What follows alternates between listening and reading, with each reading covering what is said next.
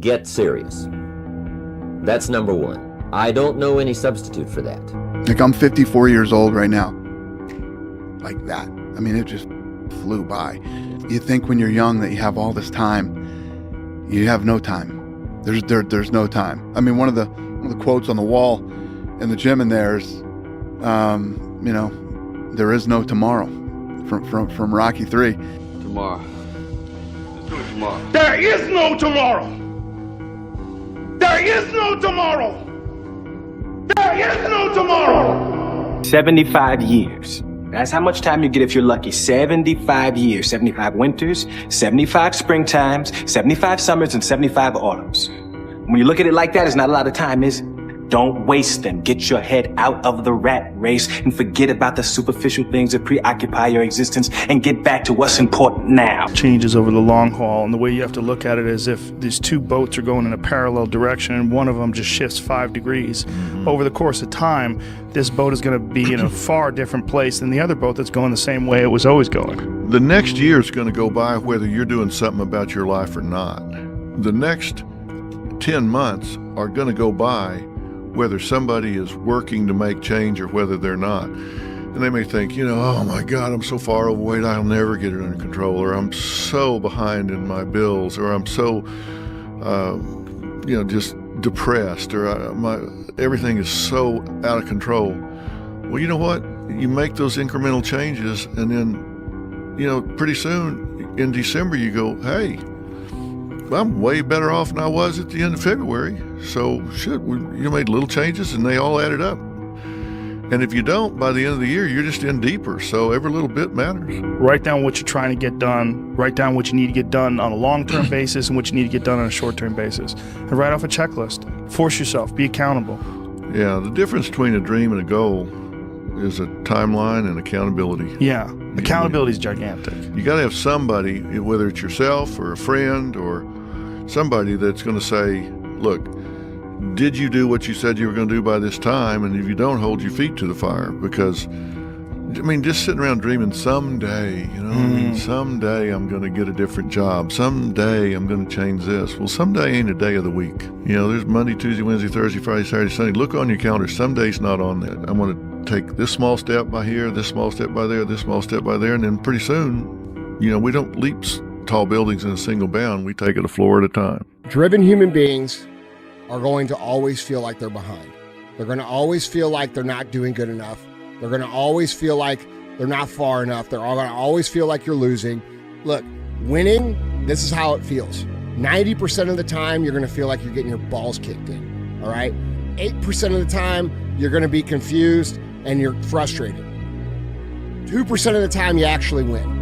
And those moments come and go, and then you're back in the 90%. And that's the reality of a winner's life. People don't understand that. They think it's all about cruising around in a cool car, having a free and happy and easy and go-lucky life. And that's not reality, because true winners, they're built for the battle. They don't find peace and joy and happiness in the win. They find what they're looking for in the fight. And so if you're a high-driven, ambitious individual and you're looking around and you think everybody else is like living their, free and easy life, that's because that's what they're showing you on the internet. But I can assure you that anybody who's built anything real, anybody who's built anything significant, all right, these people live in a constant state of frustration and aggravation because they're so driven and they go so hard and they're so impatient that it actually wills the result into reality. All right. There's no high level competitor that exists in the world out here that doesn't feel that way. This restaurant got full of cockroaches and rodents and everything else. And I sat there and said, this is my life. I said, this is my life. You are exactly who. This is it. And I said, this ain't going to be it for me.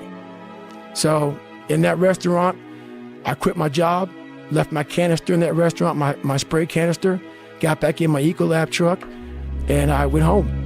And I started working out like somebody. I became the most obsessed person on the planet Earth. And I was basically, I had to invent a guy that didn't exist. I had to invent a guy that can take any pain, any suffering, any kind of judgment. I had to build this callous mind, and I built it through suffering. Bet against me. Bet against me. Tell me it's not going to happen. Tell me it's going to fail. I love it. I love every minute of it. I just beat me. This ain't about nobody else. I don't give a fuck about nobody else. I just beat me. If I can keep beating myself, pause, if I can keep doing that, then that means that I'm in a battle with the only person that fucking makes sense. I'm in a battle with the only person that I really want to beat, and that's me. If your life was a movie and it started now, what would the hero of your life's movie do right now? Do that. Do those things. And you can choose to be the hero of your own movie right now. Write down your goals. Write down things you want to improve. Write down things you won't tolerate from yourself. Write down things that you've done in the past that you never want to see yourself do again. You can do it. Anyone can do it. We live in unique times. We live in one of the rarest times in human history where you can choose almost all the input that comes your way. Whether it's the movies that you watch, the books you read, the podcasts you listen to, you can choose to be inspired. A blade does not become strong. It does not become tempered until it's been through the fire. Until it's been through the fire several times. Life. Embrace the journey and the process of life. You only get stronger hiking by going uphill. Nobody gets stronger hiking by just going downhill. Success is something you attract, not something you pursue. Success is looking for a good place to stay. So instead of going after it, you work on yourself. Personal development. You got to do something to get control of your brain, of your mind. You got to check yourself. I don't care how you do it. I don't care if you set an alarm every 45 minutes so you can audit your thoughts, so you can audit what is influencing you, so you can control what's influencing you. Control the things you think about. You can actually control how you feel. You can control what you think, and you can definitely control what you do. Do not be a slave to influence. You got to be the master of your mind. You got to control your mind. You got to exercise mind control. That means you got to pay attention and be aware all day. That's what you got to do. So go execute. It's a brutal journey every day, and if everybody goes, well, are you happy? If anybody knows my life story, and I try to give you just a snippet of it, where I'm at today is in front of Joe Rogan telling you my life. To get through where I became, to get through where I'm at now, there's nothing but pride I have for myself that I can't really show people. Because I have this face that they see like, are you happy? What's wrong with you? I'm driven. I'm obsessed. Mediocrity feels so f***ing good. So we love surrounding ourselves with mediocre people. They give us the get out jail free card. Whenever life gets hard for us, they tell us it's okay. Don't worry about it. And I decided to make a change in my life. And I called the recruiter up, and he asked me these questions. You had to meet a certain age, like a certain height and weight limit. I was 6'1" and 300 pounds. He laughed at me. 7 other recruiters laughed at me. One recruiter finally said, "Come on in, I'm too busy to talk to you on the phone." He didn't know how much I weighed. I walked in the recruiter's office and he looked at me and he said, "You're fat and you're black." I said I want to be a Navy SEAL. I didn't know there had only been 35 African-American Navy SEALs at that time in over 70 years. He said I basically had to lose 106 pounds in less than 3 months because of my age. I was getting too old. I came back 3 months later, 106 pounds lighter. Thank you. You want to be great? You want to be the baddest motherfucker ever at what you do? You could be misunderstood by everybody because you're going to be so obsessed and so driven to get there. That's what it takes. That's the truth. It takes every second of your if anybody says balance, yeah, balance is important for a lot of people. It is. But if you want to go to that edge where people do not like you, don't understand you, question everything you do, you've arrived. When you are misunderstood to the point where people think you're psycho and you're nuts and you're this and that, why are you in the gym at 1 o'clock in the morning? You just got to doing an op for 13, 14 hours after Ranger School, man, at the gym. What's wrong? You will never understand what is wrong with me. And that's why I'm so glad you don't, because I'm in the right fucking spot. You love this game. I mean, love it with your whole heart. Because if you don't, let's not even bother. Let's not open that door. They're just going to slam it right in our face. I love this game. I live this game. And there's 1,000 other guys waiting in the wings who are obsessed with this game. Obsession's going to be talent every time. You got all the talent in the world, but are you obsessed? Is it all you ever think about? Let's face it, it's you against you out there. When you walk on that court, you have to think, I am the best guy out there. Why not you?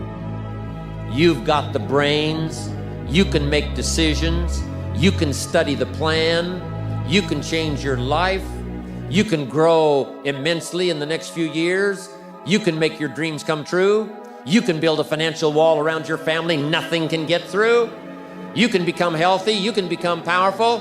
Why not you? When I was in the military, we go on these instructor-led runs. Most of the time, we knew the start and end point. So on the way back, I started seeing people getting happy and shit because the end was near. But there were some asshole instructors that would hear the happiness and go right on past the end point. When that happened, everybody stopped talking. Heads would stop dropping. And I started taking souls. At that time, I knew what happened in their minds. They were living off the hope factor. They hoped the instructors would stop running. They hoped the water was never cold. They hoped the weather was good. I don't live off that hope shit. I wish the water was cold. I wish them motherfucking instructors keep on running. I wish for rain. When the ending is unknown and the distance is unknown, that's when you know who the fuck you are. But where do you go to? You wake up on a morning, it's cold, it's wet, it's dark, you've got no cartilage in your knee, you've got shitty shorts, whatever it is that's the issue today. Keep talking. You've got these problems, right? I need you to keep talking about what you were just saying. It's warm on the couch. That's Your it. missus says stay in bed. That's it. It's comfy. That's it's cozy. That's You've got it. work later on. You had an argument last night. You're slightly it. hungover. Cause I know every motherfucker ain't gonna do what I'm gonna do. You're always afraid to take the first step because all you see is every negative thing 10 miles down the road. You can do anything you want. You are bound by nothing. What are you passionate about? I don't care how good you are in anything. You don't have discipline. You ain't nobody. Right.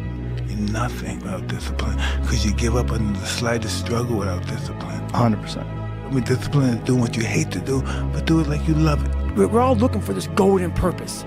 Is it this? Is it that? Is it making money? Is it my family? Motherfucking purpose is you. We forget that. Every fucking day I wake up and I don't want to do some shit. I'm like, okay, man, do you want to be a bitch today?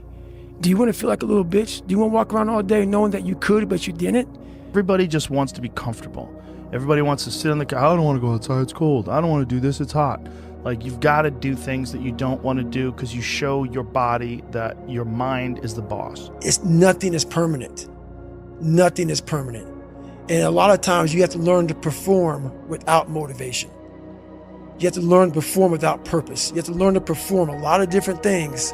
And that's what people think. They think I need to have this motivation to work out, to study, to be better. So if they don't have it, they just don't fucking do it. If all of us took that attitude after we face a rejection and a no, or we have a meeting and no one shows up, or somebody say, you can count on me, and they don't come through. What if we have that kind of attitude? The car's repossessed. Nobody believes in you. You've lost again and again and again. The lights are cut off, but you're still looking at your dream, reviewing it every day and say to yourself, it's not over until I win. When all of that noise is gone, it's quiet, and it's you against you, and now all those endorphins are gone. And I promise you made about getting up early and getting after it to go lose weight, study harder, guess what? It's a lot harder now. That repetition becomes a lot harder now. Motivation. You need discipline because motivation's not there every day. I'm missing motivation most days. Wow, Some really? days, yeah, sometimes I got motivation. Some days I'm like, fuck yeah, today I felt good. I can't wait to get to the gym. But a lot of days like, gotta get to the gym. And then once I get going, then I feel great. There's no passion. There's no motivation. There's no, oh my God, man. It's every day of your life just doing. Why are you so antisocial? Because I'm trying to get it. Why are you staying on the basketball court so much? Because I'm trying to get it. Why are you out there practicing in the hot sun when ain't nobody else out there? Because I'm trying to get it. Why are you not clubbing like every time I text you and invite you to go do something fun and cool, you always studying? Because I'm trying to get it. Let me tell you something, homie. These women ain't going nowhere. These clubs, these parties, all this shit ain't going nowhere.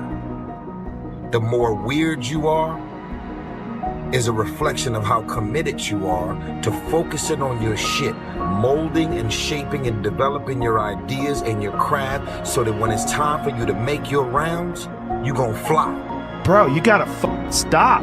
You gotta stop with all this I can't catch a break bullshit. All the time you're complaining, you could be instead hustling. You could be instead chasing your dream. You could be instead figuring out what you're doing wrong, trying to improve certain aspects of your life, getting your shit together, reading a book, meditating, something. Because I know there's so many people that have the ability and just refuse to get off that couch.